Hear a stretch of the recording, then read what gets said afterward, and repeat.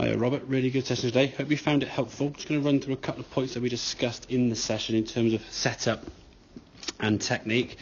First thing I want to try and get you to do is get a nice wide base in the stance with your feet and to wiggle those feet. And by doing these two things, that's going to get your centre of your swing or your low point of your swing arc to be underneath the golf ball. And that's going to help you a lot more in terms of actually making contact with the sand, forcing you to be able to make a better swing at the golf ball, rather than if you see on the left hand side you trying to hit the sand. If you watch this technique as you go back there now, stance a little bit narrower, club gets up quite steep, and now as that club's trying to dig into the sand, a very sort of choppy across action as we can see, trying to dig that club in the ground, and now then all things stopping and this sort of elbow pulling out of the way to try and get the club out of the sand.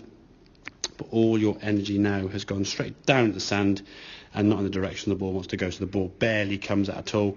As you said, most of your shots, as you said, finished in the bunker 2 or 3 feet in front. What we're trying to do now with a better setup, to the wider base, wiggling our feet in and our weight favouring that left side, is trying to just glide that club through and underneath the sand there to just splash that ball out. You can see on this movement here now, as that club goes through, a much better transition now, entering the sand a good 3 to 4 inches beyond the golf ball, and as you come through, the club now can exit by your left foot as the arms continue to swing through. Now try not to keep your head down too long, as we did say in the session.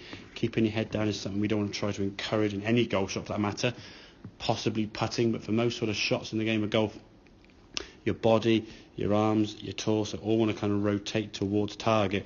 We don't want any resistance to that by trying to keep our head down, looking at where the ball used to be. So once the setup was better, the arms could swing now in a much more fluid fashion, basically just chucking the sand towards the target, and the ball then, as we said, come out on that cushion of sand, more energy now to the golf ball, the ball flying the desired distance, whereas before, because the swing being sort of steep and chopping in the sand there, the ball kind of just doing basically that on the red line.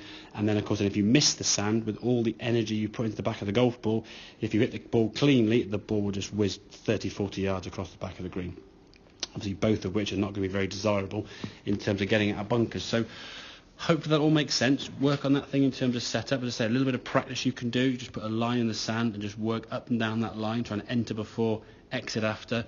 We're looking for a long, shallow divot. And that's going to come from a better setup, say with a wider feet, wiggling yourself in, getting that weight forward.